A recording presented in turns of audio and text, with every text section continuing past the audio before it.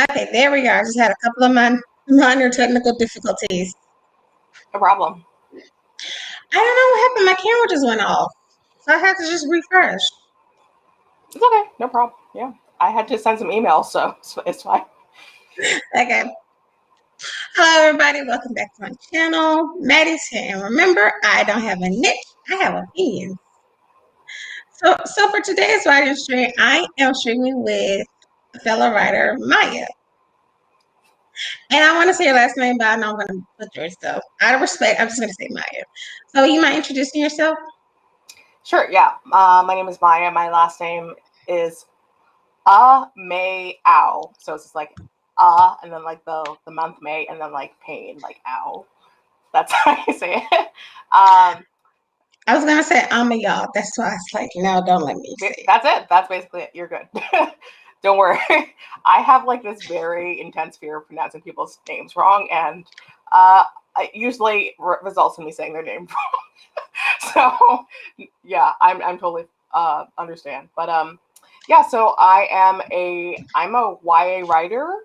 I'm basically I don't know how to describe what I've been doing recently. Like I started querying last September, and now I am basically considering offers for my agent. So that's kind of where I'm at now. Yeah. And everyone who's here knows me, you know, Maddie, fan fiction writer, unpublished author, blogger, talker, basically. And I know you want to talk about Unfriendly Black Mutes for a bit. I have the timer, so I got like 10 minutes. That sounds good. Okay. Yeah, because that I want to tell you. So okay, so in high school, I actually happened to have written an X-Men inspired book. So I was just like very excited when I saw your pitch. It was kind of like X-Men, but like ancient X-Men. So instead of like the near future, and like just full disclosure, I've watched the original X-Men from 2000 maybe upwards of 100 times. It's not a joke. So I was very inspired by that. So it's kind of like ancient X-Men. So instead of like near future mutants, it was like mutants in the ancient past. They had an underground society, and then like the mutants now is kind of like they had their good faction and the bad faction of like mutants who want to help humans, and then mutants who want to destroy humans. And I would post all my stuff on like fanfiction.press and like send it to all my friends in high school. And yeah, that was basically it. So I'm very excited to see your story. Do you still have it up? Pardon? Do I still Do have you it still up? have it? Do you still have it up, or at least? Yeah. Can you link it to me on Twitter? I kind of want to You read want to that. see it? Oh my god, it's so embarrassing. It's Okay, to be honest, because I kind of get where you're coming from. So my worst fan fiction was Vanessa Hutchins' Cinderella story, and it's still on YouTube. That was during brave the of era you. where we did YouTube, where we did fan fiction on YouTube.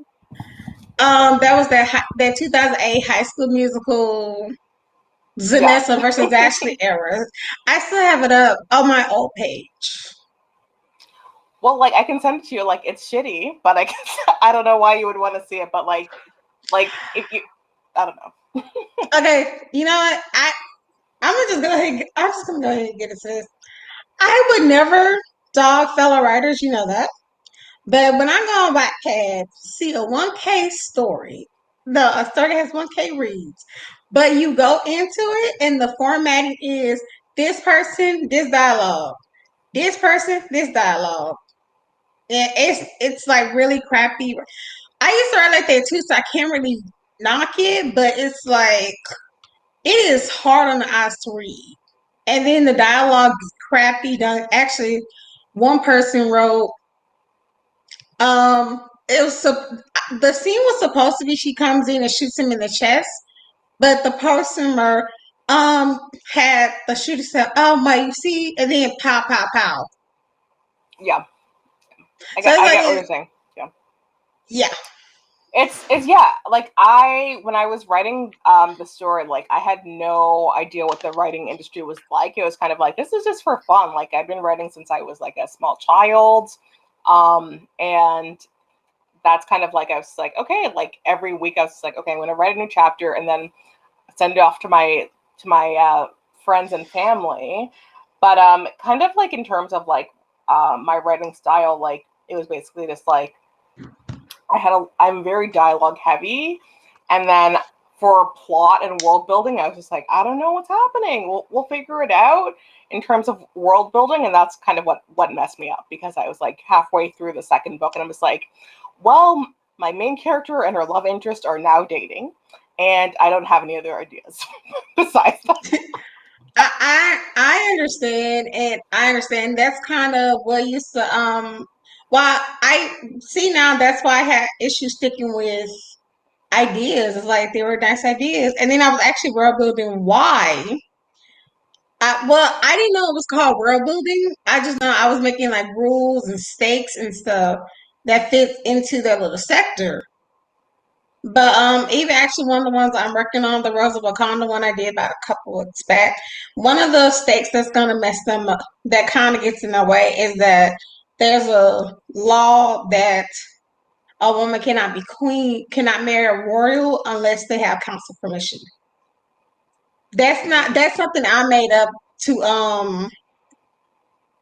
kind of add some drama to my ship. That's about it. So for Unfriendly Black Mutant, I'm gonna try to go fast because this is my Okay. passion project. I can talk all day about it. So it actually came from an old idea where no, first it started out as a tweet about Martin Destiny, Lovey Simone, Coco Jones, and Diamond White doing a movie together in like a mean girlish story. I was gonna leave it alone. I couldn't. And at the time, I was also considering screenwriting, and I wanted to write the Malice fic for Black Panther, which I finally got a plot on. And I had also wanted to do that to practice my first screenplay. So Cool. I was on like on a very sci-fi high, but then I really want to try this idea. And so I'm in one of the Discord group. I'm like in several Discord writing groups. Cool. And so I'm like, I know my first screenplay to be like a sci-fi fantasy, but I really like this whole unfriendly black hotties thing. So they said, why not do both? So now we got the play on words titled Unfriendly Black Yeah, Mutants. it's so good.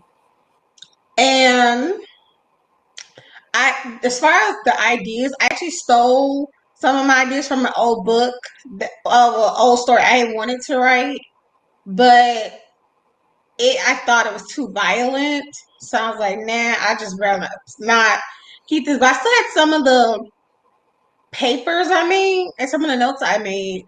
So I stole one character storyline. It was stole her backstory to create one of my characters, and it actually works.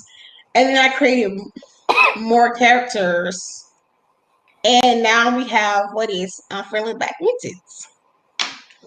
Okay, that's super exciting. Like I don't know, like honestly, like X-Men, like I think I mentioned, like I've seen that movie like hundreds of times, the original X-Men movie.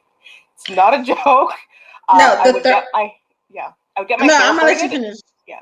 Yeah, go ahead. No, I Oh, was you're gonna gonna let me say finish, that. sorry. Yeah, I was gonna say that the third one was my favorite only because Storm and Halle Berry had more scenes. Yeah. Which I got older and realized Halle Berry being Storm was a controversy. Didn't understand why. Then now I get it now. So there's that. Yeah, I totally understand. Like the idea of all of the mutants being black, like that just excites me to like no end, because like I remember at the time, like I was excited about it because like I like Wolverine. I was like, Wolverine's like my favorite character, and like Wolverine and like Rogue's relationship in the first movie, I was just like, this is so cute. I love how he's like a father figure to her, and I was really into that. And then like Jean and Jean and Wolverine, I thought was interesting too. I'm like, I feel like Jean and Wolverine are better than Scott and Wolverine. I do like Scott, but yeah. What was that face? I was just saying we're gonna clash a bit because I'm a Storm and Wolverine shipper. Storm and Wolverine. Well, that was never the movie, but like that sounds good. Yeah, well, there was a deleted scene where they kissed in they kissed in Days of Futures Past, which Oh, to me cool. felt like it was a little bit What? of homage to I'm sorry, to the old X-Men cartoon where they were messing around with the timeline, and in the timeline where Professor Xavier gets killed in his college years, Yeah. and they were in a very like war zone future. They were man and wife, so that That's did make interesting. me happy. And then on top of that, Halle Berry and Hugh Jackman as actors has great chemistry. Like even in a picture of them, it just oozes. Yeah, I love it. I love it. That sounds amazing. Like, I would love to see that. That sounds so great. Like, my main person that I was obsessed with was Iceman. I loved that dude. Iceman and Rogue. Like, I understand. Like, a lot of people are like, Rogue. She loved Wolverine or whatever, but like Iceman, he happened to be in this Canadian. He's a Canadian actor, and he was in this Canadian like sci-fi show that I really liked about aliens called Animorphs. So since I was like maybe like 12, like 10 or 12, I was like, oh, this sounds good. I read like the sci-fi series had like 56 installments, and I read all of them from a young age. I wrote fan fiction about it, and there was like this black girl character that I really loved, and it was probably one of the first black girl characters I've ever seen when I was a kid. So I was very into that. But like I was just like, yes, I love Iceman. So that was my favorite. I was so happy he was in Days of Future Past. I seen it, but it's basically a Wolverine movie. Where I'm gonna go over time just a little bit. Damn, I said fun. Oh, now I remember. Okay, so you said something about Canadian. He being a Canadian actor. Now I did notice on your profile that you're Canadian. And the reason why I came across it just by accident, and I was like, the irony of this is I'm actually supposed to be. This was my NaNoWriMo project last year. I was working on a project called Wedding in Toronto.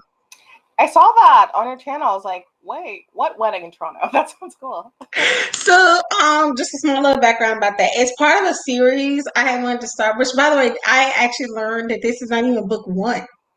This is book three. I was like, oh crap, I gotta do this in order, or either put this one out and write a prequel. No, but it's part of my Life with Allie series. So Life with Allie is supposed to be a series where the main character who's inspired by me is best friends with a character who's inspired by my old imaginary friend, and they're always in some mess together. And so in Reading in Toronto, they go to Toronto together. Now, mind you, Maddie, the main character Maddie, I didn't name her after me. She was invited because the bride is a friend of one. She and the bride have a mutual friend. So Maddie was invited. Allie was just her plus one because she didn't want to go alone, which is understandable. But the mutual friend Taylor is not the big, well, actually, no one is the biggest fan of Allie. And the whole time Allie's at the wedding, she's kind of, in a way, antagonizing the groom's mother. And she's antagonizing the groom's mother because the groom's mother is antagonizing the bride for not being rich. Mm-hmm. That sounds really interesting. I'm excited about it because, like, Toronto stories, love it. I That sounds amazing. Yeah. I'm being honest, I never set foot outside of my sector of the world. So I didn't know nothing about Toronto than some Google searches. Like I literally just Google search romantic places in Toronto, and then now I have a scene about Alice saying she went to the cherry blossoms with a man who was not her husband. Yes, like honestly, if you have any questions about like Toronto settings or like anything, like I'm up for it because I'm a big Toronto explorer. So yeah, let me know anytime. Oh, thank you. Okay. Yeah, of course. Now, what I'm about to put this homework, but what project are you working on this time? Okay, yeah. So I have this YA contemporary project about a black ballerina. So the ballet world is very racist. I don't know if you know Misty Copeland. She's probably the most uh, the most I famous know black about ballerina. Yeah. Wait, I know about her, and the only reason why I did a little bit more research on ballerinas, actually one of the characters in the fic I'm working on, she was a former ballet dancer, and Cool. then her daughter that comes like later on down the line from where I am right now in this fic comes wants to be a ballet dancer too. Yeah. So that's kind of oh, hello So very audience, we're not yeah. ignoring you. So yeah, I have a similar type of story where it's just like a mom who has a daughter, and then her daughter happens to be good at dance, but then she gets too obsessive. It's kind of like a dance mom's type of thing, where she's just like, you need to be doing this. Her daughter has natural talent, but then it gets to like this extreme point where she's making her daughter sick, and by being like, oh yeah, stop eating so much and just keep practicing as much as you're practicing until you get sick. And it's kind of just like this girl. So the daughter, her name is Aisha, and she's just like, oh, I'm a dancer. This is the only thing I can do. And then to her realizing how unhealthy her obsession with ballet is, and how unsustainable it is, considering all the racism, because she like a dark skinned black woman, and it's a little bit harder to get into ballet if you're not dark skinned, or if you're not light skinned, because like even Misty Copeland was like last year around this time she released like this article about like, hey, like she is basically like um extremely light skinned, and people were still trying to cut her out of ballets because they're like, she doesn't fit the aesthetic because her skin is like a shade darker than white. You know what I mean? It's just like very extreme uh, barriers to getting into prestigious ballet. So yeah, that's what I wanted to write about. That's kind of the main thing. I love that, and I love to see an excessive mom. I'm also right about it, and excessive and obsessive, but it's more than it's kind of. I can't say the word. Okay, I'm Like still obsessed with Harriana's colors, yeah. version of it. I'm still Harriana's version saying it. A word that ends with an E. Like That's aggressive. how. No, no, no, no, no. The first two letters of that word is A B, and the last two letters is S E. There's a vowel in the middle. Maybe just write it because I'm not sure. But it's like, was it about her mom or no? It's not necessarily about her mom. She's actually a minor character in like a Dora Milaje New Generation series that I wanted to do. But it's more so the mom wants her to marry the future king. And so she's kind of pressuring her to get into these activities, to stay fit, to stay young, make her study things she don't even care about. But the kicker is she don't even want to be queen. She's just doing it to keep her mom from Freaking out, yeah. Or yep, like you know, slapping the that. yeah, slapping the book down or whatever. Like yeah, so I do get it. Like I actually have yeah. a snippet of that, but it's kind of worse. It's triggering. So I may send to you later, but I'm gonna warn you, it's a little triggering.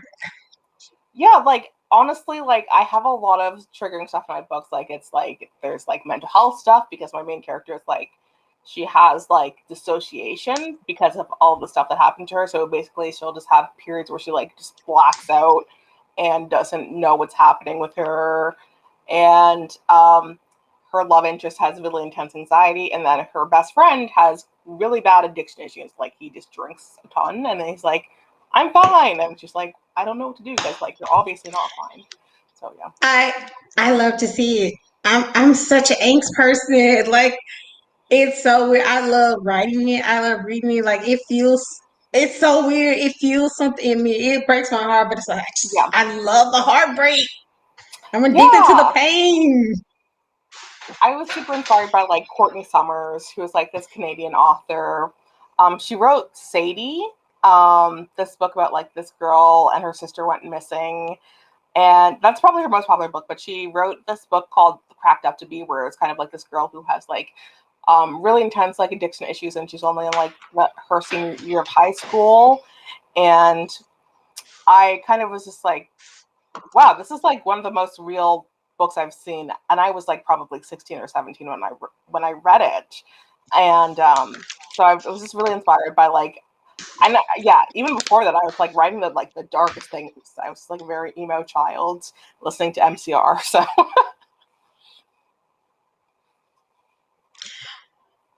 I understand. So the fic I'm actually working on now, it's for the Black Panther movie. It's a fanfic for the Black Panther movie. And it's one I really want to have done for 3 years, but I could never settle on an idea, and I finally did. And it's Nakia Center, which, as I said, I don't know if you heard in the last stream, there are not a lot of Nakia Center fics. Did you hear that part? Nakia, Nakia from Black Panther. is she one of the warriors in No, that? no, no. She's not a Dora Milaje. She was the one she was the child's ex girlfriend, Lupita. Oh, Lupita. Okay, cool. That's awesome. Yeah. Look, that is an example of what I be talking about. I won't say she's ignored, but the fix that sent to her, she's either T'Challa's wife, which don't bother me too much because I just don't ship them. Yeah. And I'm not a complete anti shipper of them. I just don't ship them. It's fine. Yeah. And she's T'Challa's ex girlfriend. And depending on the writer, she's either not bad or she's one of those antagonist X. Mm-hmm. And so I'm like, I kind of wanted more from her than being just connected to T'Challa. Because I feel like, even though granted Yeah. I referenced their relationship, but I wanted more from her outside of her being his ex. So I created a series called the Key and Kai Forever series.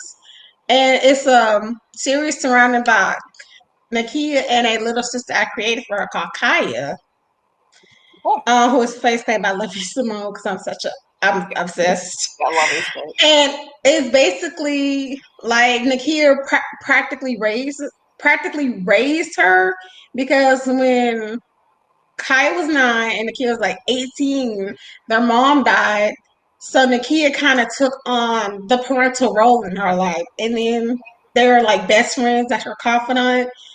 And so that relationship is kind of a little bit in the fic I'm working on right now. And I'm adding malice. So in the Black Panther comic books, Nakia becomes this villain called Malice because she has a crush on T'Challa and he doesn't like her back. And also, she was actually going to be a Dora Milaje. And at that time, that takes place in the comic books, Dora Milaje were wives in waiting. Mm. Okay. So she kind of wanted to be his wife, and actually, because he was under some type of hypnosis, he kissed her, and so she thought this means he likes her. Then it turned out he didn't like her. She just became like evil. Mm. And she wants to get him back. She eventually dies later, but I had wanted to pull from that element a bit when I found out about it because I was confused at first, and I did some research on it. It's like, oh, this is kind of cool, but that's kind of where people kind of started getting the idea of her being such an antagonist X. Right. Yeah. So I wanted to kind of take that and kind of pull my own little thing, and then for a long time I had this idea of Nakia versus Malice.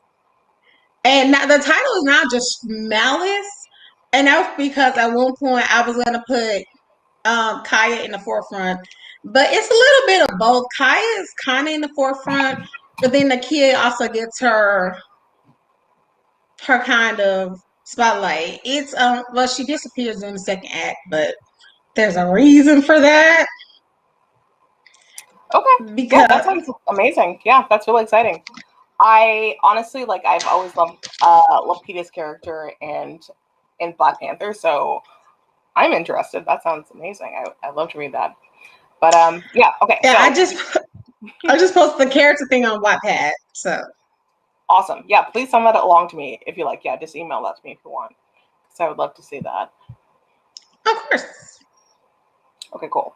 Um, honestly, like the X-Men thing, like I literally wrote that like 12 years ago. So I don't know if you want to see.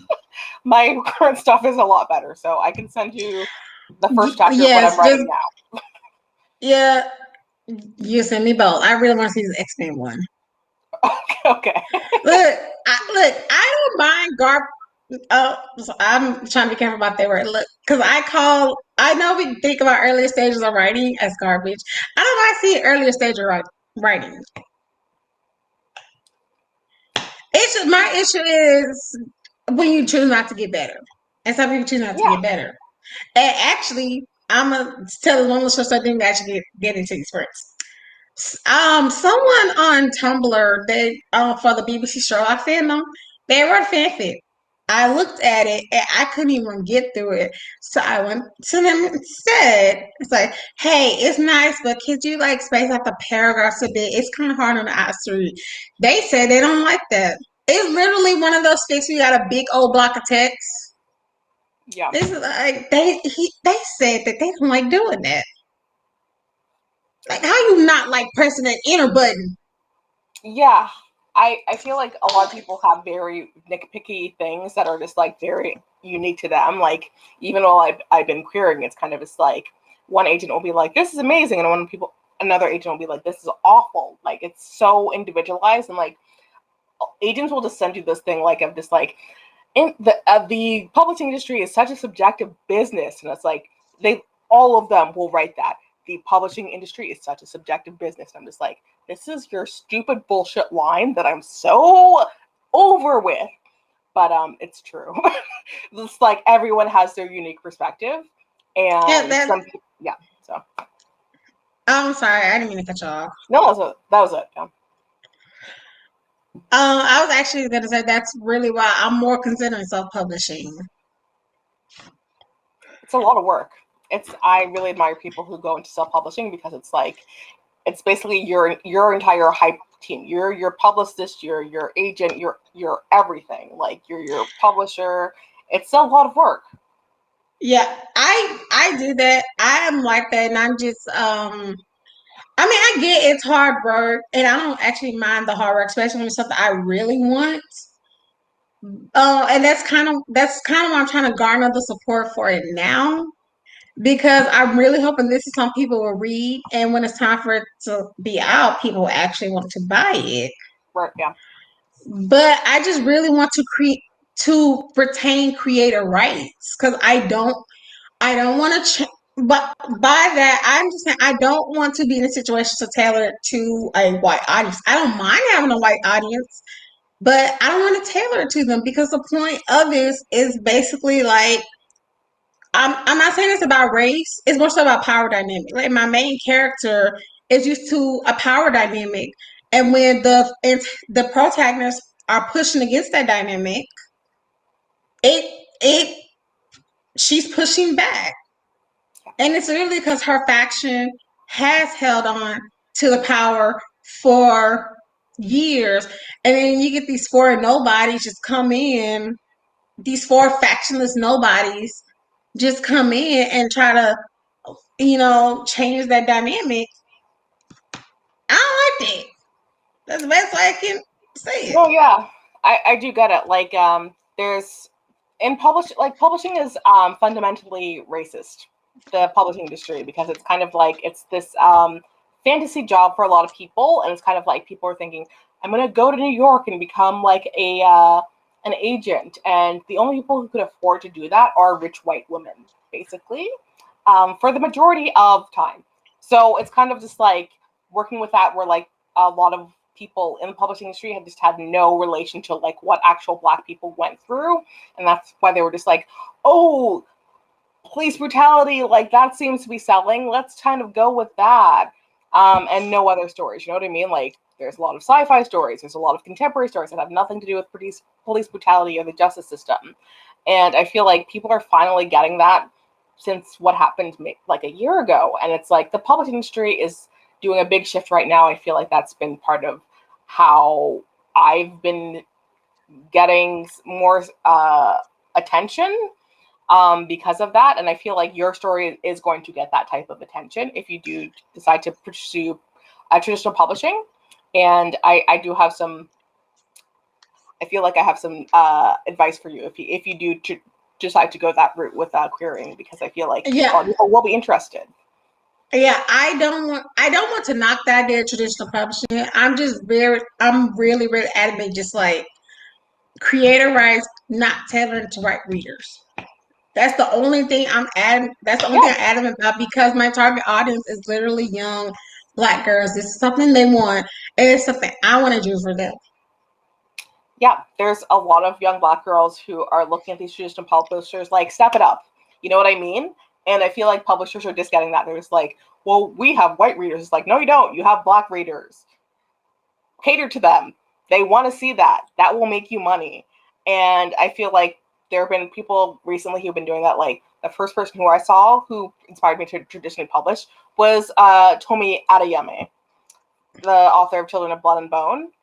Like, she really just changed the game. I've never seen anything like that before her, in terms of her just like getting a publishing deal, getting a film deal at the same time with Pitch Wars.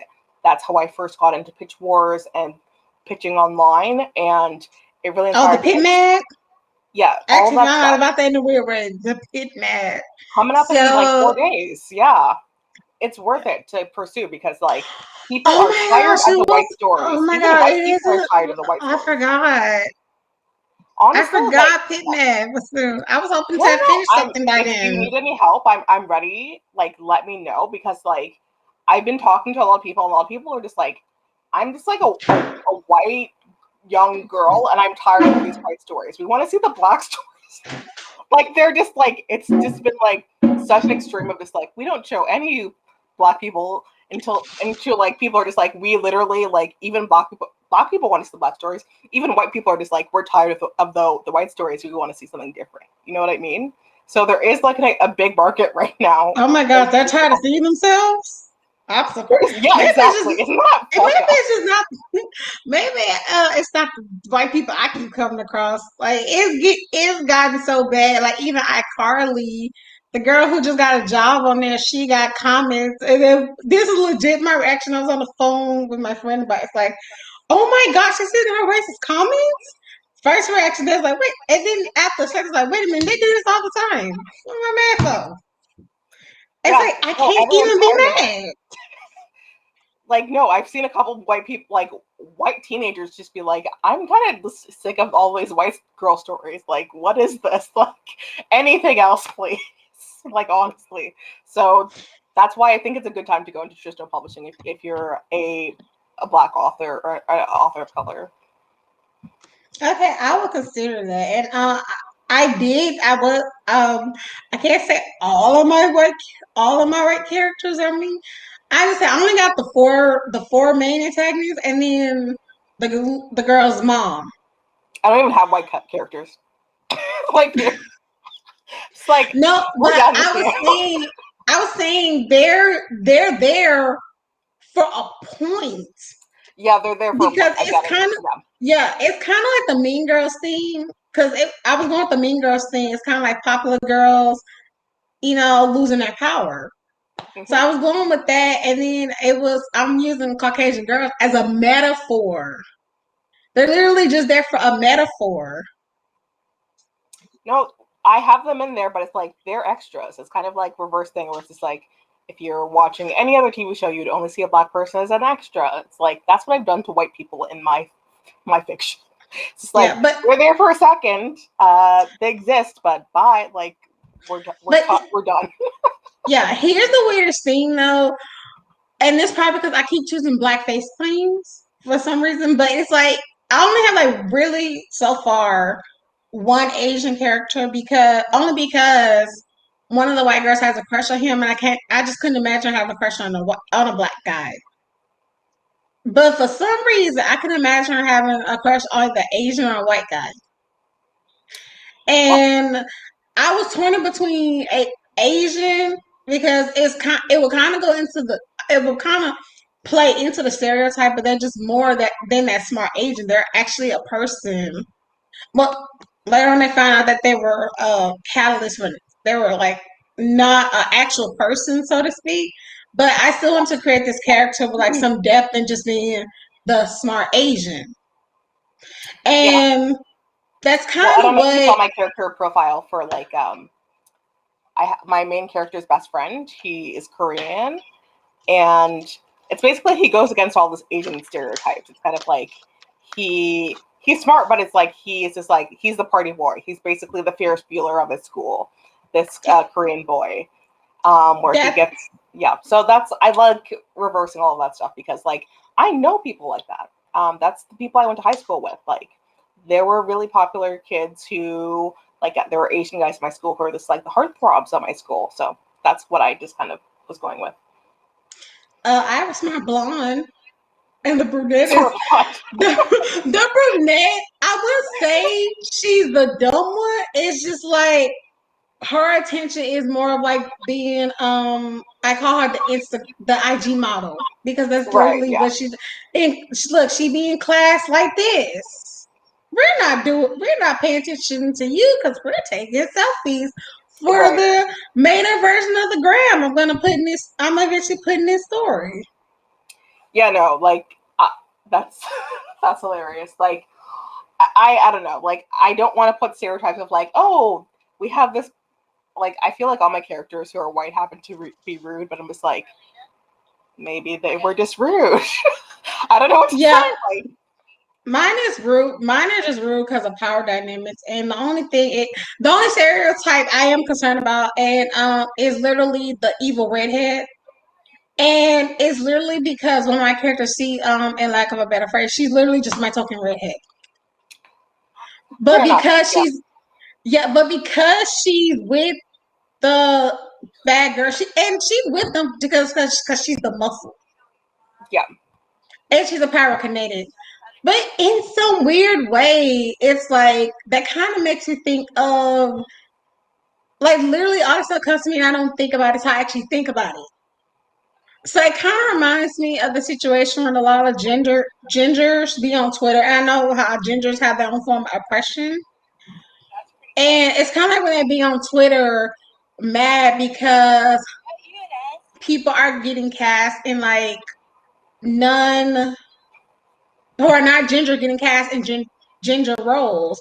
But the thing is, it's only a problem when it's this, Right. not this. Yeah.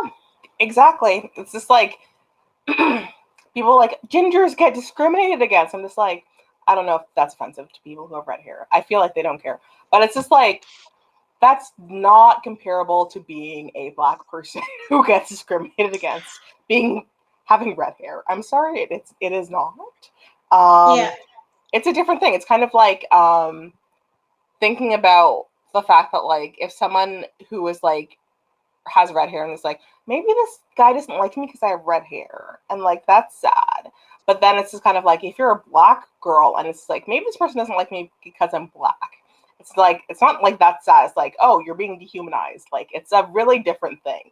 You know what I mean? It's like they're just like people when people don't like you because of the color of your skin rather than the color of your hair. It's literally a dehumanizing thing that can fuck you up way worse than having a different color hair. I'm sorry, but it is. So yeah. I'm gonna say something, and I am concerned that this may be a little insensitive, but I'm just going to ask you. Can't you like dye your hair?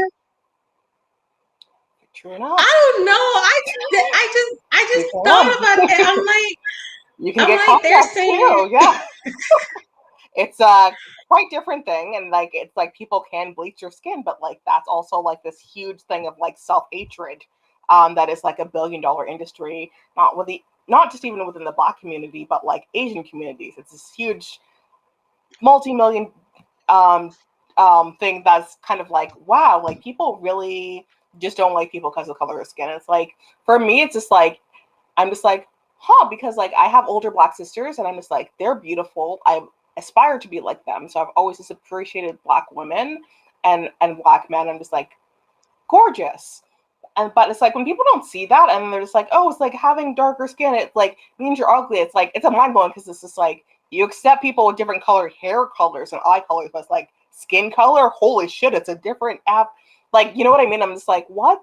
What's happening with you? Like you really don't appreciate me just because of the color of my skin? Like you seem dumb if you say something like that. You know what I mean? I'm just like maybe Yeah. go to back to school. I don't know what to say to you. You know what I mean? But it's just like people have that attitude their entire lives. It's like based on like the foundation of our culture of just like your skin is dark. I'm just like, are you 5 years old? But you know what I mean? If you care about that, but I don't know. It's this weird thing. So I I get that. don't know. And I've now that you decided to said, back my books. yeah, and now that you said that, I do have a little bit concerned about my Asian character. So, and this is more so because of his circumstance. He wasn't really raised around his culture, and then now I'm kind of worried about if that will come off as Asian culture and racial, which I'm really not trying to. I do want to learn about the culture of the face cream I set as this character, but then it's things like I have a note that he was a laboratory person.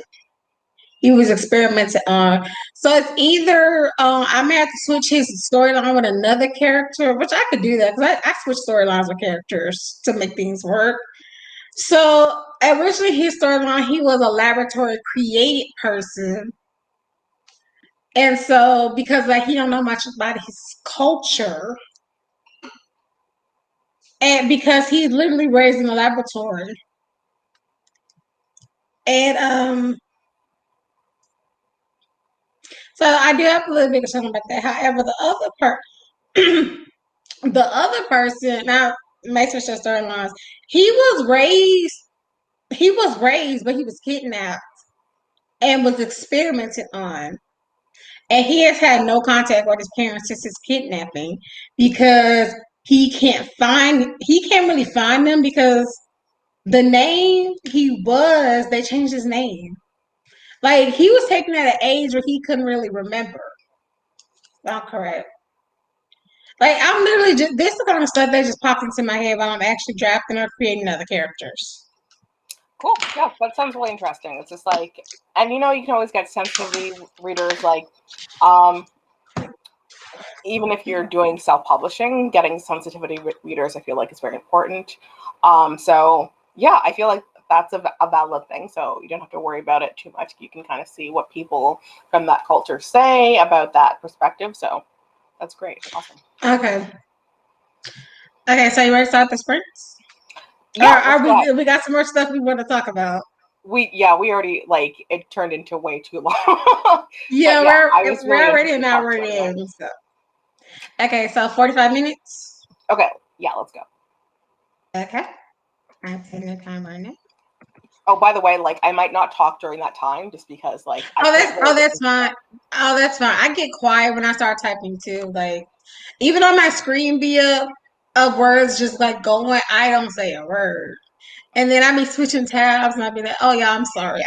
I have ignored y'all for 10 minutes straight. I was in the zone. Okay, cool. Awesome. All right, so we'll touch base in 45 minutes. Okay.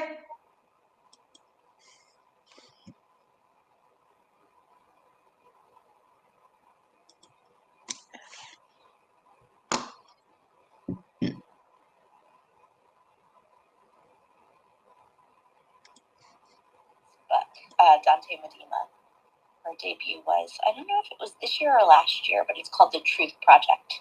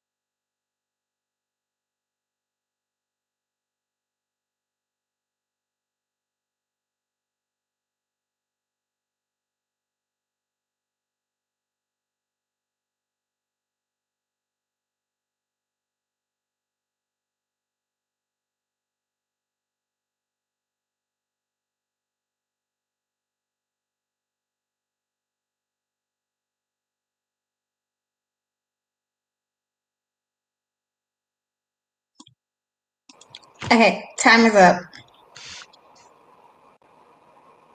Okay, awesome. Yeah, my timer's Okay, running. I'm gonna put on the 15-minute timer so we won't get. Do you want to do another one Yeah, after this, or are you good? yeah, that sounds good. 15-minute timer sounds good. Okay. I'm gonna put on the 15-minute timer so we won't get. Do you want to do another one after this? Um, yeah, let's do that. That sounds good. Okay, 15-minute break and chat. So how did you do? I did pretty well. Like I was just kind of like trying to review and revise my first drafted chapter. I know that's weird. I know some people don't go and like revise their chapters while they're drafting, but I kind of have to because I'm applying for a grant for my draft. So they were like, send us your pages that you have done for your book, and I'm just like, oh, they have to look okay then. So I can't just send them like random shit that I wrote. So I've been trying to like tighten it up, but I think it's looking pretty good because I didn't change that much stuff. I was just like, looks okay. So I was pretty happy with it. How about you? Well, one, you don't want to send in just like some random work. So, I just want to say how many words I got. I was actually in the middle of a sentence when the timer went out, and sometimes I actually take like the extra 30 seconds or a minute to finish a sentence. I actually gonna do that real quick, but I actually did kind of well. But I'm not gonna lie, I'm actually writing my prologue based on this comic because while I was skimming through that part in the comic, I kind of wanted that to be my prologue because I feel like if I do it that way, it would actually set the tone of what I'm trying to do with the character and the conflict. Yeah, that sounds cool. Um, yeah, like sorry, what was the comic that you showed me? What was it? So that was actually X-Men Wakanda Forever. So while I was doing research about a year or so ago for this Malice fic, there were there were like three comics. They were like a series. So it was the X-Men comic. I mean not X-Men, well, so it was Spider-Man, Wakanda Forever, Avengers Wakanda Forever, and X-Men Wakanda Forever. And those three have a storyline in which Nakia as Malice is using this um weapon called the Mimic 27, and basically it's like living vibranium. And it's in this comic real quick. I'm gonna scroll down. And so the way I wanted to toy with that in this fic, have it to be like this, because this is part of her. So I really want to toy with the idea of her like was working towards being a Dora Milaje, only for it to not work out. And I'm actually still in a little bit of the beginning, but I'm actually gonna switch it up. Like in the beginning, um, Storm comes. So I don't have Storm in this sector. So I'm actually gonna like X that out. But then I'm gonna add in a part about her mom, Nakia's mom, and that's gonna take place right before her mom dies. Cool. Yeah. The reason I'm like so interested in this is because like I feel like your story would be great for book packaging and Marvel people because Yeah, I this feel is just a fanfic. it's This is like literally a passion project, but this is what I have really wanted to do because I just really wanted more Nakia stories where she's not the ex antagonist, I basically. mean like I feel like publishing wants to see that. So there's a lot of people who are looking like, hey, we want Marvel stories by Black authors. Come submit them. So if I have any opportunities that I've seen, I'll definitely send them along to you because this is like the stuff that can like make you bank writing this type of story. Thank So you. yeah.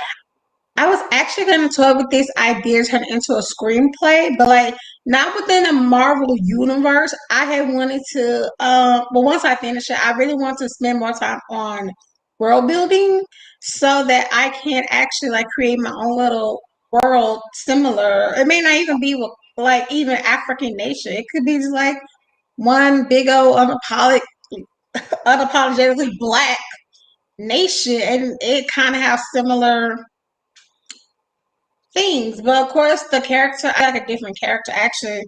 The character a person I have in mind is I gave her the name Natalie, and it's Tiana Paris. Oh, no wonder. I stole that from my friend. I just realized that. Oh no, wait, no, I didn't. She had Natasha. Same face claim, different name, and it's still Natty. Okay. But that happens. This is what happens when you have a lot of writer friends. You ask them to steal ideas from them. And then of course I want to keep Lovey Simone as Kaya. And I honestly, part of the reason I want this, I just really want to work with Lovey Simone. But I'm not She's gonna say that's wonderful. gonna Yeah. happen. But I look, he just want to write more roles for her because I really want to see her in a sci-fi fantasy. That'd be amazing. I'd love to see that as well. I would And really like and to see that. one, yeah, and one where she's not the token black character. The she did the Craft Legacy, and I've talked about the Craft Legacy on here. I need I to watch wasn't that. I'm supposed. so excited to see that. It looks so No, good. do And like the you? original Craft, like the black character in that, I was just like, this one is a legend. She's so I good. wasn't supposed. I wasn't supposed to watch it. I actually went against my own little way of saying don't watch it. I did it anyway, so I'm dealing with the guilt of that. But do you want me to spoil it for you? Sorry? Not spoil it. Not spoil it. Do you want me to ruin it for you? No, I don't, because I'm gonna watch it because I love the Craft and I want to see it with no spoilers. So we can talk about it later. Yeah. It's just I really try not to. I really try not to talk about it too much because I really wasn't like. I'm really not into like the whole magic and witches thing. It's really just a religious thing, but that's why I kind of wasn't supposed to watch it, but I did anyway. But I just didn't like her being a token black character, basically. Totally understand. She was the token black character, but like she was not trying to reduce herself. I saw the racism she was dealing with, and like there was Now, like this scene where like the not racist in the people were first like, one. Yeah, not in the first one. I'm sorry, I did not see the first one. I just saw bits and pieces of the second one. So in the second one, yeah, she was the token black character. yeah. But her character was just very evolved and like she was kind of dealing with racism in that first script, and it was kind of like it's like damn, very realistic, and she just dealt with it like she was just like fuck these people. I'll be right back. Okay.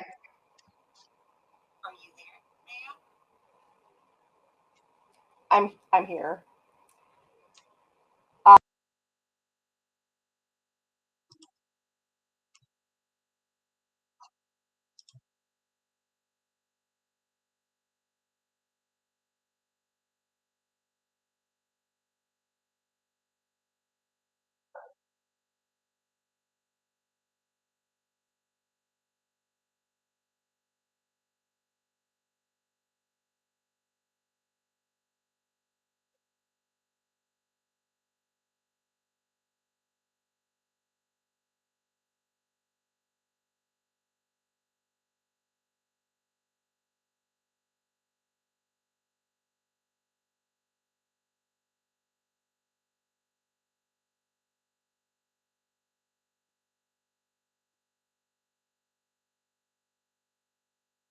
Okay, while she's doing that, if any of you want to jump in the chat and have some comments, feel free. I know I didn't really like respond to some of the comments earlier, so I do apologize for that. Okay, so Dicer, you did mention The Black Superman. I heard about him. I'm not sure if it was exactly Calvin Ellis. I knew about Calvin Ellis. Okay. Readers of the story despite the submarine attacks. I don't know why they do. Like I legit actually try to know what's in the story first. And it's like if I don't know, I just jump into it. And if it has something that I don't like, I delete it. Why don't people understand that concept? I don't understand. Like, cause that's legit what they do. They jump into a story. They have something like don't like, and then they go at the reader. My best friend is dealing with that situation right now from the Empire fandom. Okay, if they don't like the submarine tags, they should. Thank you. They should not. Why do they do it? I don't know. That is annoying.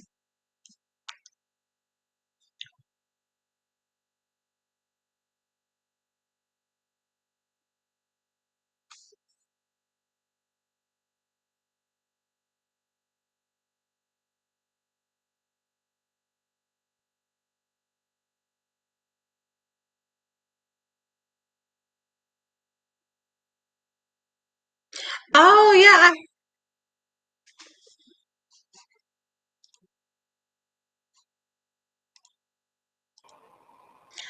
Welcome back, Maya. I was just responding to some of the comments. Okay, awesome. Yeah, Black Lightning is. I really like that show a lot. It's really interesting. I love the black female superheroes on that show, so that's really cool. Honestly, I don't know how that's gonna sound. I don't mean it anywhere. I actually don't watch it because of the LGBTQ characters. That's about it. I'm not phobic. Like I'm not. I'm just more like I'm not supportive of it. So that's just what that is. Nothing more, nothing less.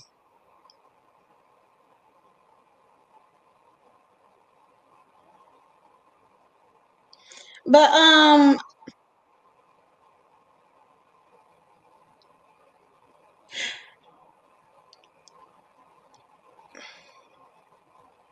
the Boondocks. That's the one of those shows I know about but never really seen. It just wasn't my. It wasn't my cup of tea. That's what that's about. Can you see the comments? Yes, I can. Boondocks, I've never seen. I've heard about some characters on there who are black, but they are anti-black in terms of their race, their rhetoric. Um, so I understand that because it's like basically like South Park, but it's like Black South Park. I would say is like how you would describe it, and I have never enjoyed South Park.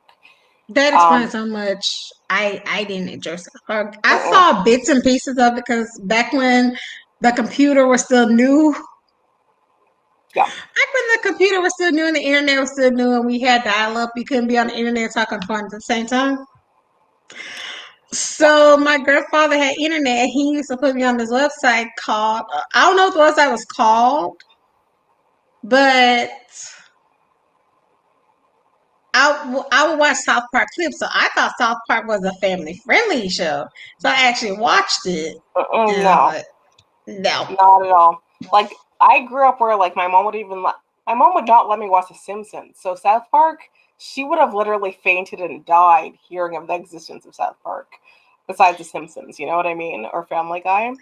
But one of the people in the audience, Dicer, just said Uncle Ruckus was he's basically like the yeah the black dude on Boondocks who was just basically like a Republican black man, kind of like a Carlton on Fresh Prince, but like on steroids, where he didn't respect his culture.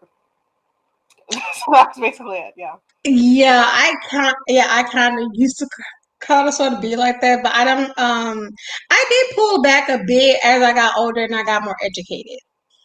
Cause I was really like one of those self-hating black people, not to the point of like bleaching my skin, but really it was more like I'm better than other black people because I like Julie Andrews. I watch movies from the 30s. Sound of Music is my stuff. Well, I'm more artistic. I honestly, that was literally my mindset. no, yeah, that makes a lot of sense. Like, I honestly, as like a Canadian, it's like there's no black people here.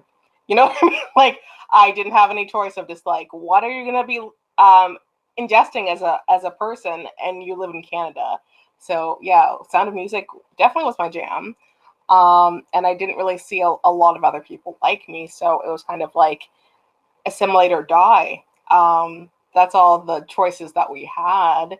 Um, Even in terms of like the way that I speak, like my mom was just like, "Hey, you are not allowed to speak in AAVB. You're not allowed to speak that way."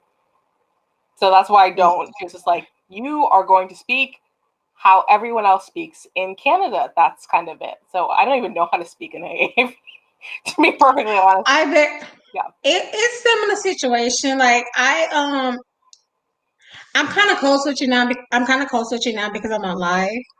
Like, have you kind of noticed the difference between me being online and me being offline? I did kind of close with you a bit. yeah. But but this is like how I talk for the most part. But it's like when I'm, with my friends, that kind of goes down. I'm chill. I'm chill. I use AV if I'm using it right. Yeah. So I can say I use it, but I know how to use it right.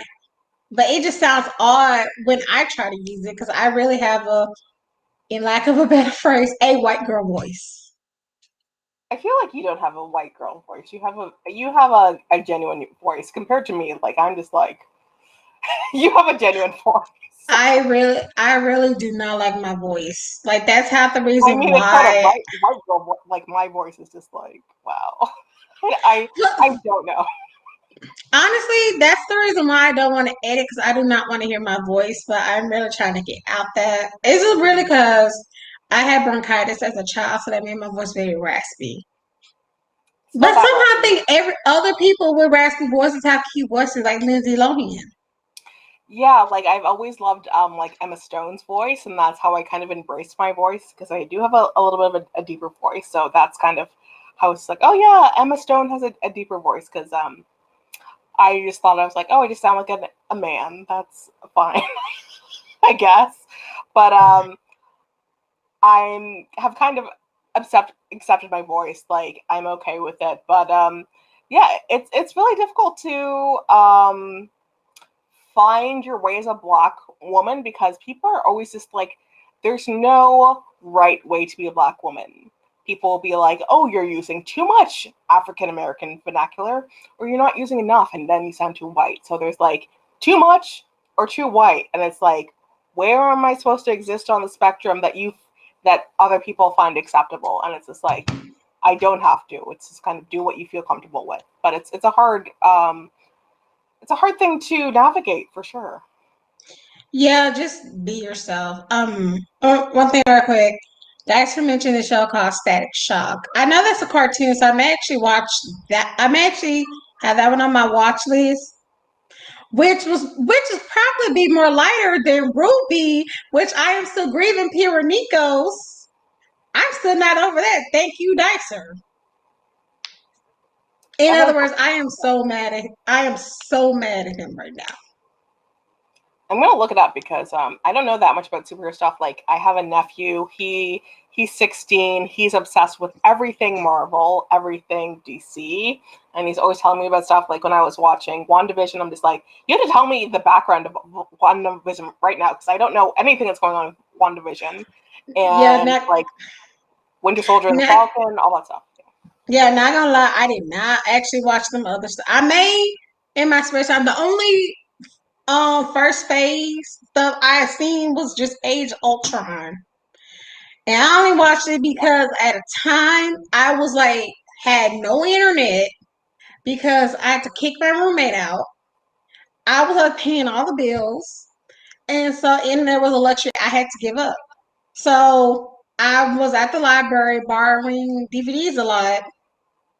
And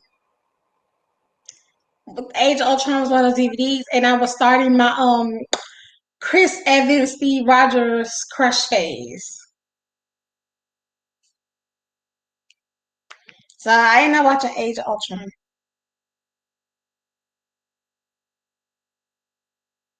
Okay, sorry about that. I'm just ordering groceries. So I just had to. I understand that. Do you need to get Oh, off? no, I'm okay. No, so yeah, we can get back to this the next session if you would like. Okay, sure. I'm adding this to my notebook. And I'm gonna get back into from what it looks like from this skim, the Mimic 27 was based on this living vibranium Yeah. in this thing called echo chamber. And living vibranium basically it just mimics you as a person. So that's kind of why I wanted to toy with that. And I even took the doctor's name who tried to weaponize it,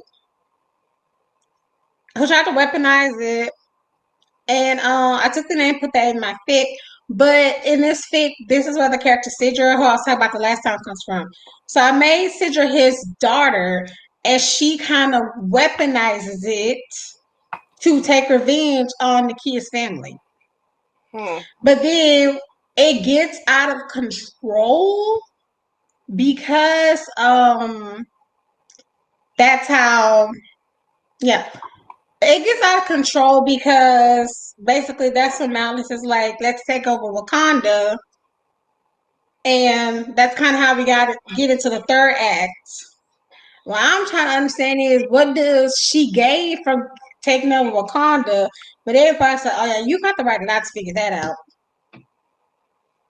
That sounds really interesting. And like, I feel like because you have this intense interest, like, you could probably at some point, if you pursued traditional publishing with your own project, and then like, there are a lot of people in Marvel and DC looking for writers like you. You could get a really good deal where you're writing for like the actual franchise. That's why I'm just like, that sounds really awesome. But yeah, Yeah, someone did actually. One of the girls in my friend group actually suggested, "Why don't you try pitching this to like Ryan Coogler or something?" It's like I yeah, don't know. This is just for fun. This is just for my audience.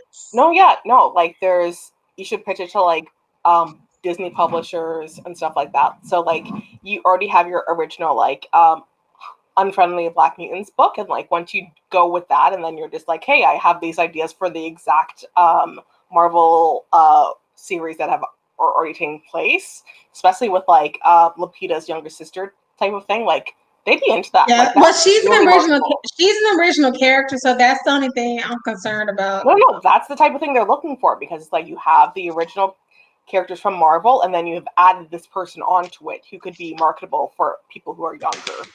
And that's what people in publishing are looking for. They're looking for like you have the actual idea that they have, and then you're adding something different to it.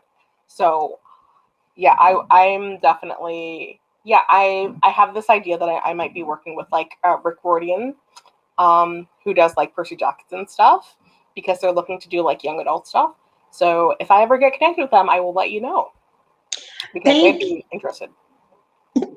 thank you. Okay, so let's get back. Let's get Yeah, back into it. Do you have time or do you have yeah. time? So 45 more minutes. So we'll end it in 45 minutes. Okay, that'll be Okay, fine. awesome. Okay.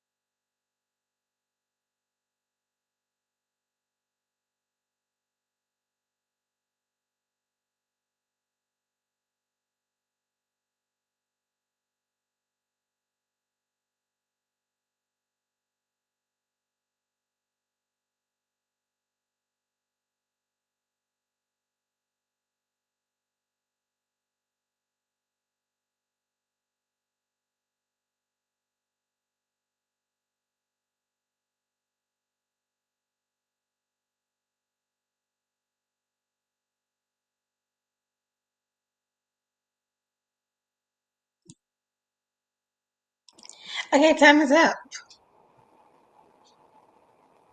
Okay. Can you hear me? Okay. Yes. Okay, great. Oh, you have a bunny. Yeah, here's my little son. Oh, I want one.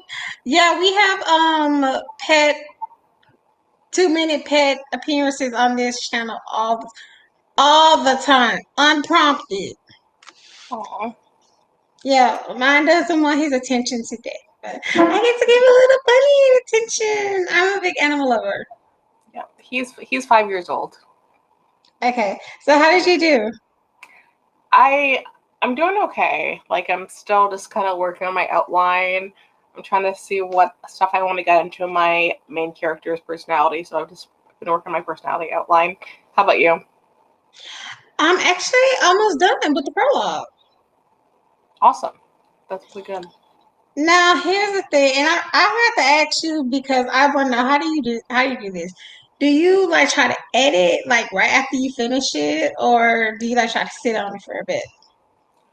Yeah, I'm a little bit weird. So I can't stop editing. Like I will.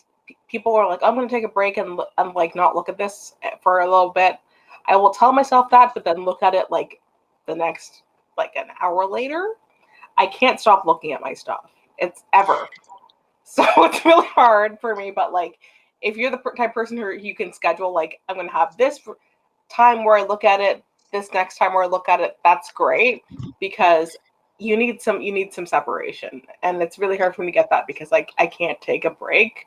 But it's really good to get that separation because it's like when you read your own work over and over again, it loses the meaning and you can't be objective. It's just impossible. So taking that time is really essential.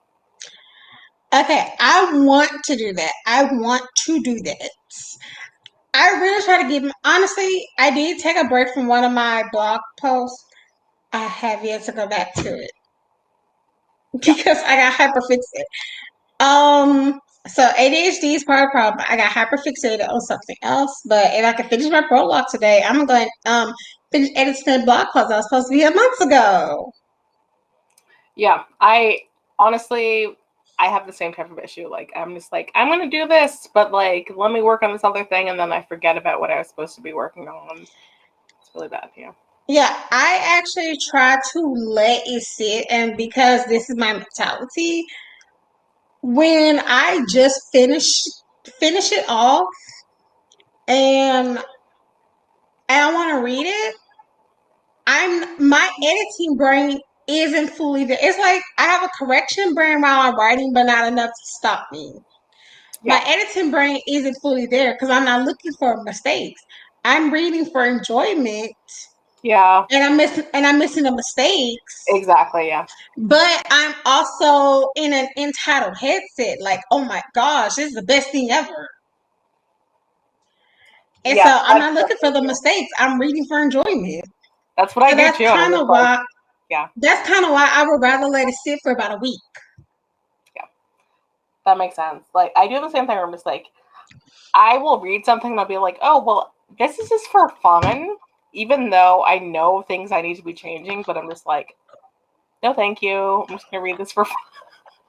It's like I'm wasting time. I should not be reading my book unless I'm making changes, or I'm looking ahead to see like what changes I'm gonna make. But sometimes I just read it. And I'm just like, I'm not gonna think about what I need to do on this. And I'm just like, you have to. Like, what are you doing? You can't just read this for no reason.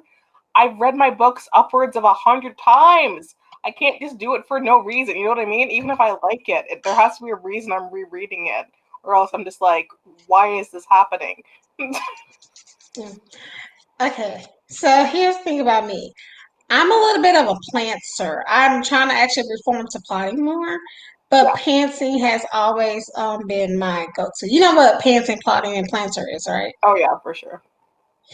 Okay, not a lot of people do, so I'm gonna explain for the stream. Pantser is someone who flies by the seat of their pants as writing. They're successful too. Plotters gotta have every single detail lined up, things like that. Now, planter, like me, I'm somewhere in the middle. It's like I at least need to know main points, the where's and whys, and then certain the Yeah, okay. So the when, where, why? No, not why. Who, when, and where I need to have, but the whys and the hows gonna come like always come later. The whys I and the do get hows. That's some. the complex. Mm-hmm. Yeah. See, I do get some of the whys and the hows while I'm plotting, and that's the time I really like try to be more open to like idea critiques. But when I actually start drafting, that sounds like okay, I kind of have an idea. But it does drafting does give me more ideas I want to explore.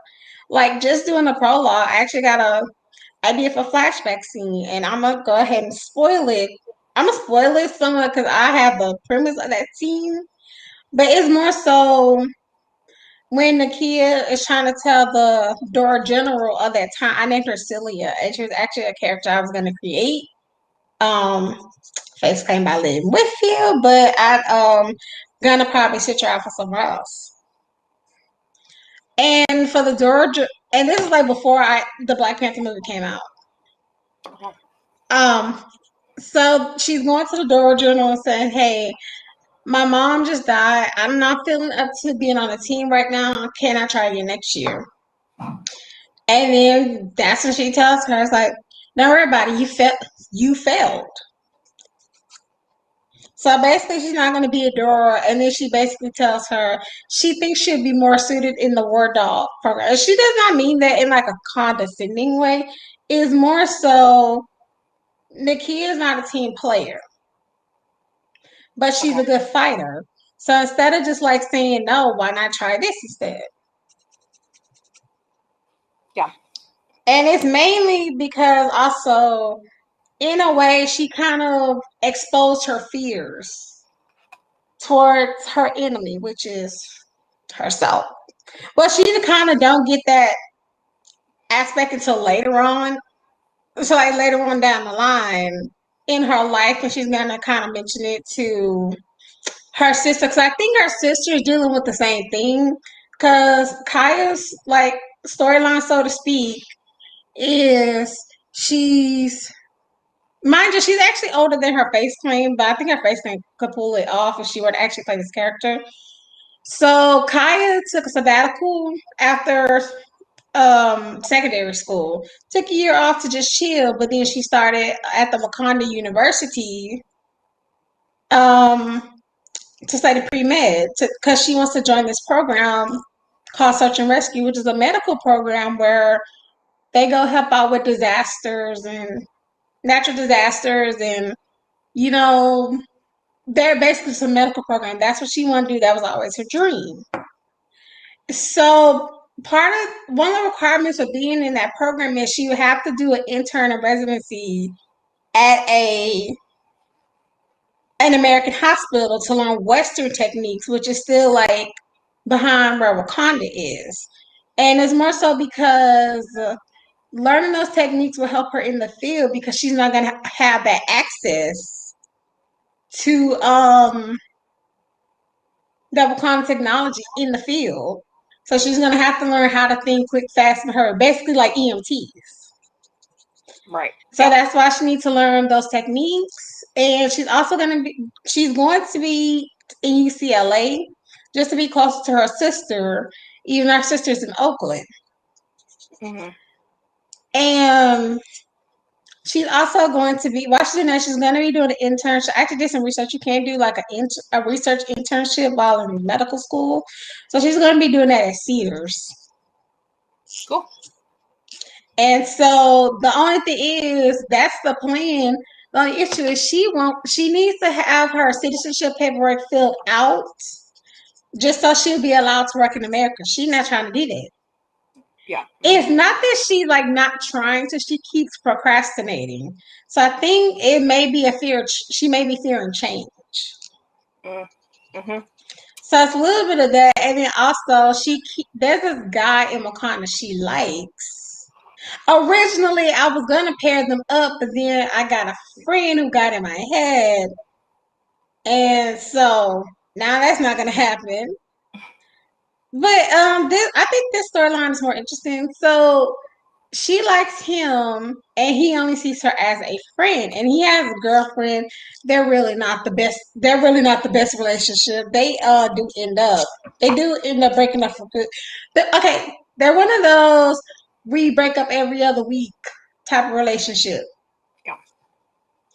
But he calls her, not like on some player stuff. He like, hey, I haven't spoken to you in a while type thing.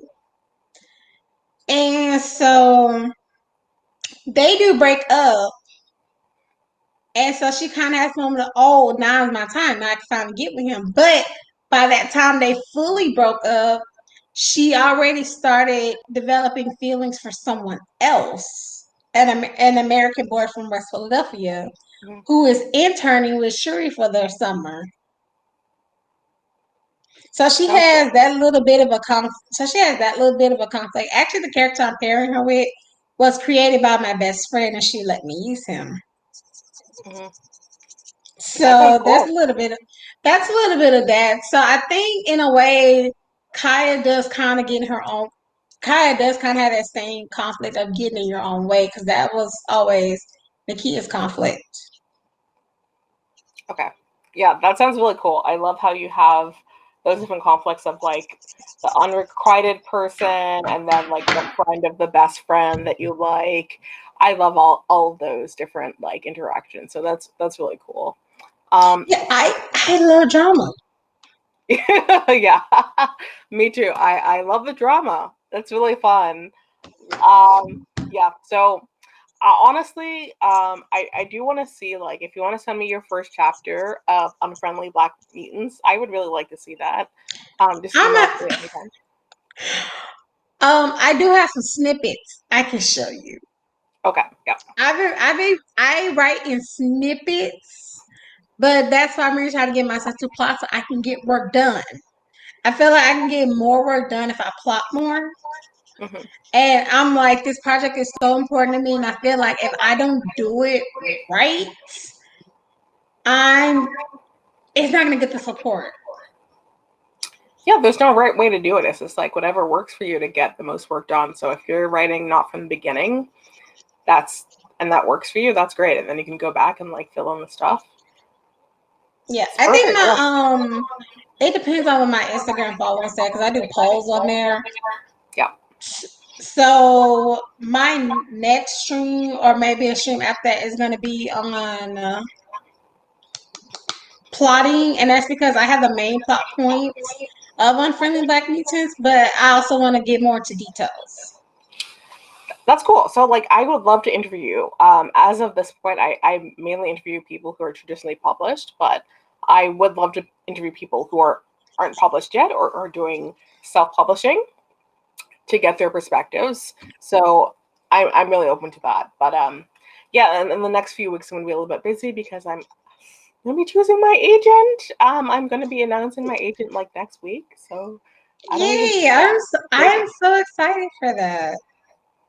I don't even know what's happening. I started querying like 8 months ago, so I'm just like very thankful that like it's going really quick. I don't even know what's been happening, but like, um, yeah, I'm really your books just gives me like a lot of excitement and especially yeah on Unfriendly Black Mutants especially like I feel like that's a commercial thing like be making like bank off of that. People really want to see stuff like that. So Yeah, I was talking to my friends about first. I said the only weird thing I would when it comes to publishing is like most of the support I'm getting are from friends, and it's like I would feel weird having my friends shell out money for one of my projects, and one of the girls was in the group. She's like, charge your friends. You are not gonna be sitting here selling yourself short.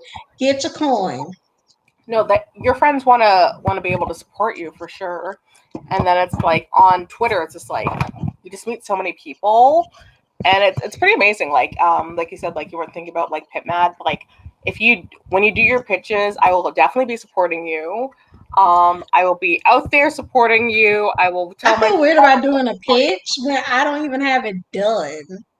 But oh yeah. I have the basics. So I feel like if I at least know the direction, the point of the main three acts, I think I'm somewhat good.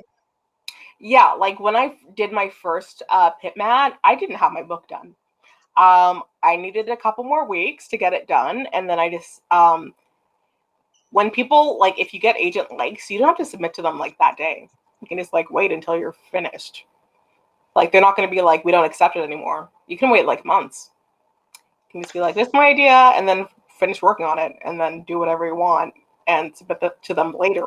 So yeah, Okay, so the overall premise I have so far is X-Men meets Mean Girls in this story about the four protagonists trying to take down the faction yeah. that has ran the school for the longest.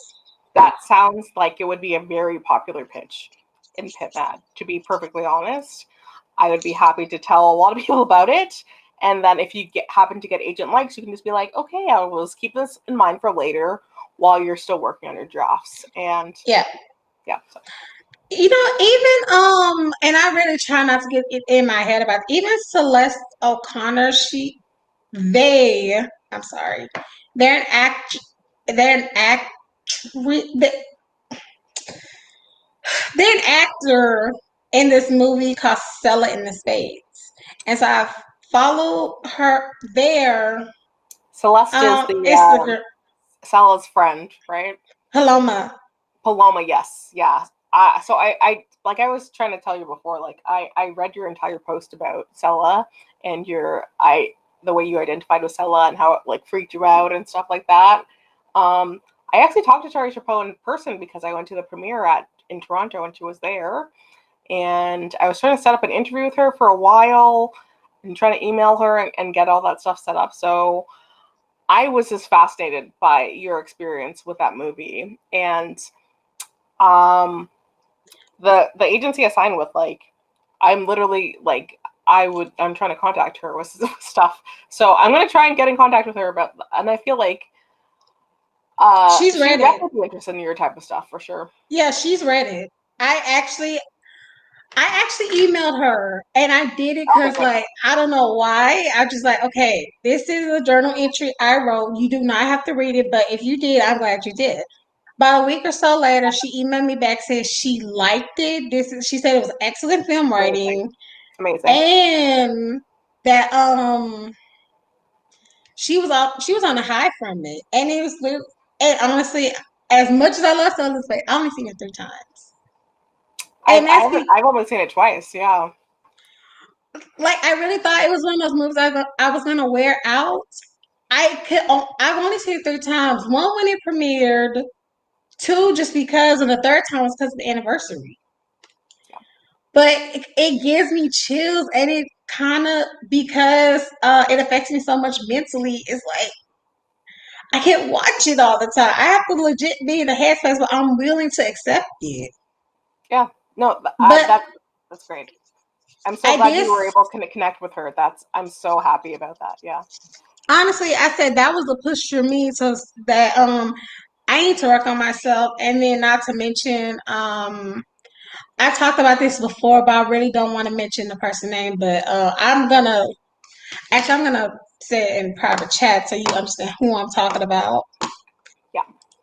But I actually went through a real bad obsession to the point where I kind of felt like I can control this person's, like, basically career choices and just Yeah. wanting their attention. And that really messed me up. So that's when that kind of, I honestly said, and I actually wrote it down in my diary. And when I wrote it down in my diary, like about a month or so later, actually in another diary, I wrote the letter to that person it was part of a therapy homework assignment.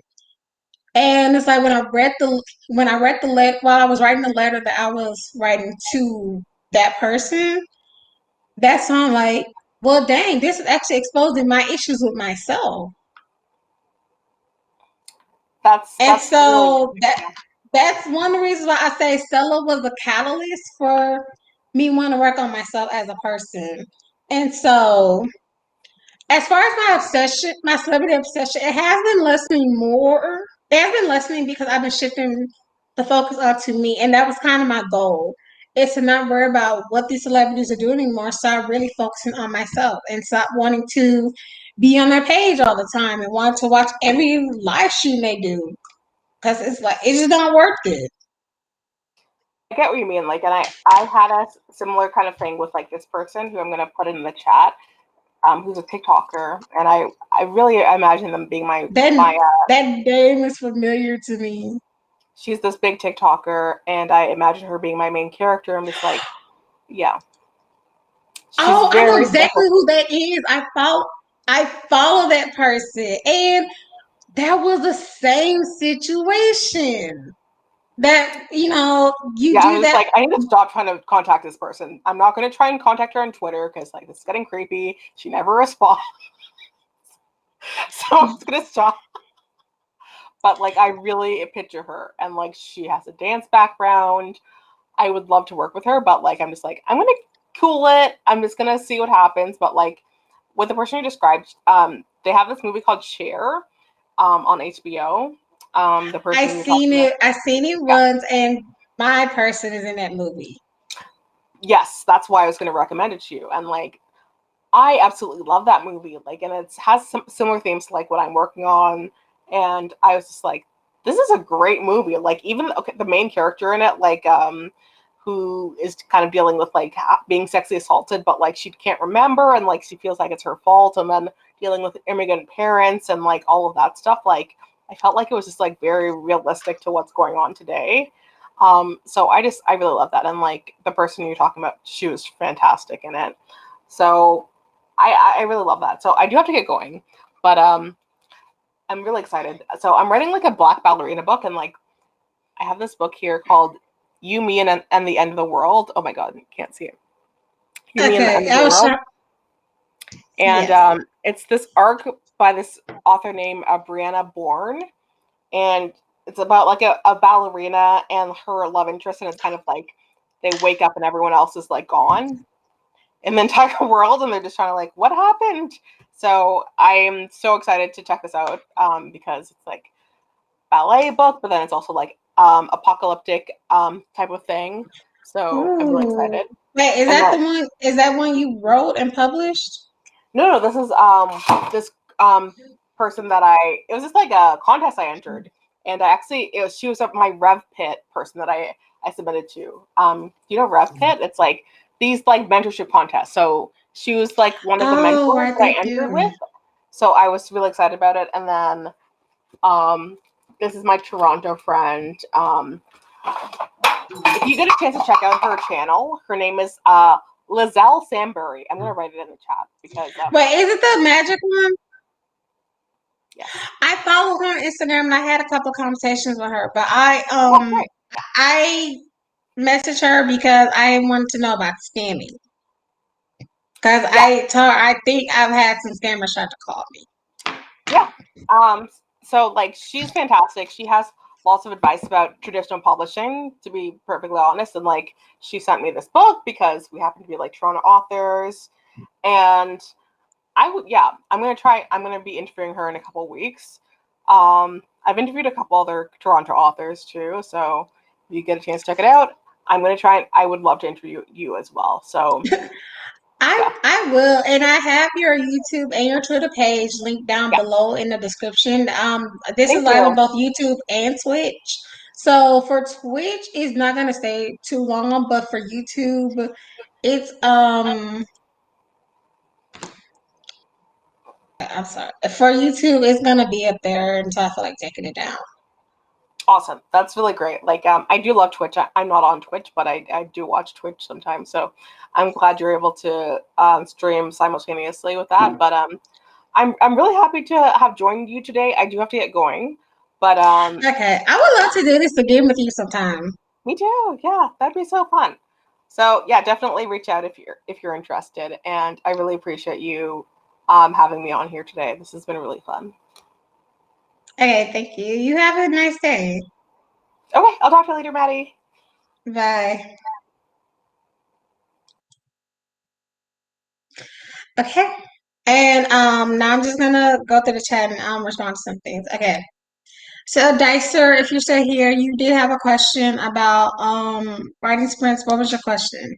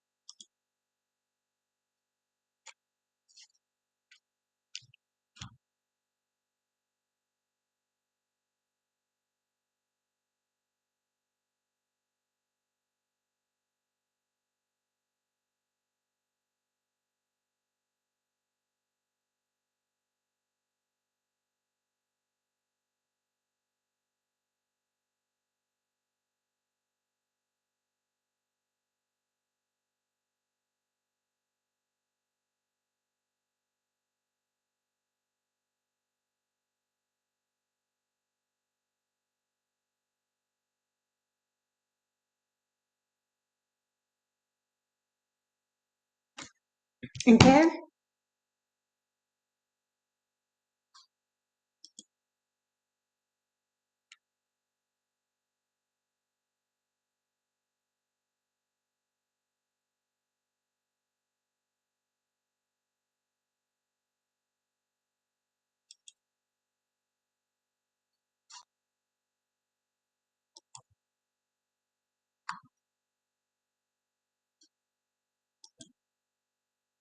Okay, I think Dicer may have like left the chat for a bit.